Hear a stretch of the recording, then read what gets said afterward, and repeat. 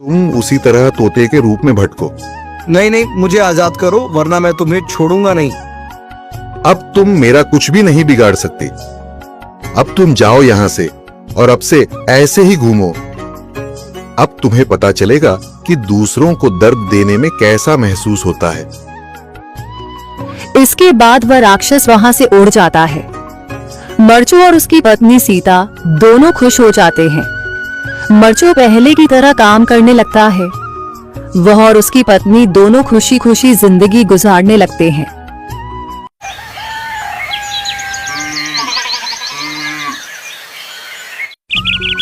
मरचू जंगल से लकड़ियां काटकर बाजार में बेचने गया, लेकिन उसे लकड़ियों के अच्छे दाम नहीं मिले। इस पर मरचू ने कहा, अरे भैया, इतने कम पैसे? इन पैसों में तो 2 वक्त का खाना भी नहीं मिलेगा। आप मुझे बहुत ही कम पैसे देते हैं। मैं इतनी मेहनत से लकड़ियां काट कर आता हूँ, लेकिन उनके पैसे मुझे बहुत कम मिलते हैं। भैया, तुम्हारी लकड़ियां होती ही इतनी कमजोर हैं कि मैं इससे ज्यादा पैसे नहीं दे सकता। तुम्हारी लकड़ियों के बस इतने ही पैसे बनते हैं। अरे भैया, कुछ ज्यादा कर दो ना। वो क्या है ना कि इन पैसों का तो कुछ भी नहीं आता। मैं अपनी जिंदगी कैसे गुजारूंगा? भैया, तुम जाकर अच्छी लकड़ियां लाओ, तभी इन लकड़ियों का अच्छा दाम मिल पाएगा, वरना इन लकड़ियों का तो यही दाम है।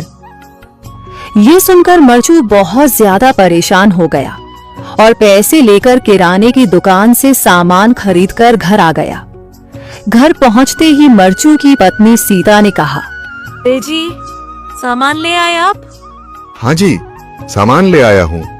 सीता के चेहरे पर खुशी छा जाती है, लेकिन जब उसने सामान देखा, जी, इसमें तो बहुत थोड़ा सामान है। हाँ सीता, मुझे पता है कि यह सामान बहुत थोड़ा है, लेकिन मैं क्या करूं? मेरे पास जितने पैसे थे, मैं उतने का ही सामान लेकर आ गया हूँ। इस तरह हमारा गुजारा कैसे हो पाएगा जी? आपको तो पता ही है कि हम कितनी मुश्किलों से गुजारा करते हैं। हाँ हाँ, मुझे पता है, लेकिन मैं कर भी क्या सकता हूँ? मेरे पास इतने पैसे ही नहीं कि हम एक अच्छी जिंदगी गुजार सकें। इतनी मेहनत कर रहा हूँ, लेकिन फिर भी मेहनत का फल नहीं मिल रहा। इतनी मेहनत से अच्छी लकड़ी काट कर आता हूँ, लेकिन मुनासिब दाम नहीं मिलता। मैं तो बहुत परेशान हूँ।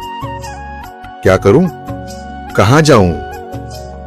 अरे जी, आप परेशान न हो, आप कोई और काम देख लें। मैंने कई बार काम तलाशने की कोशिश की, पर किसी ने भी मुझे काम नहीं दिया।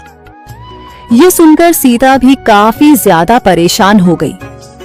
मरचू से सीता की परेशानी नहीं देखी गई।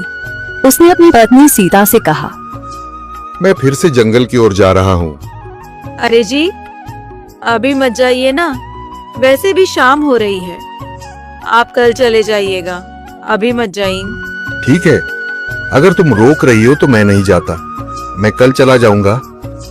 इसके बाद मरचू गांव में घूमने के लिए चला गया। तभी उसे एक आदमी मिला और उसने कहा, कहाँ जा रहे हो भैया? और सुनाओ, क्या हाल चाल है? जिंदगी कैसे गुजर रही है? अरे भैया, तुम्हें तो पता है कि लकड़ियां काटकर कैसे गुजारा होता है। हाँ भैया, तुम सही कह रहे हो। और आसपास के जंगलों में अच्छी लकड़ियां भी नहीं है। इसके लिए तो जंगल के अंदर जाना पड़ेगा। पर जंगल के अंदर तो काफी सारे जंगली जानवर होंगे। मुझे बहुत डर लगता है भैया, मैं जंगल में कैसे जाऊंगा? हाँ भैया, जंगली जानवर तो होंगे, लेकिन अच्छी लकड़ियां तो वहीं से ही मिलेंगी। ये सुनकर मरचू बहुत ज्यादा परेशान हो गया, लेकिन वह आदमी बिल्कुल ठीक कह रहा था। जंगल के किनारे की सारी लकड़ियां कट चुकी थीं। अब सिर्फ जंगल के अंदर ही अच्छी लकड़ियां बची थीं। अगली सुबह मरचू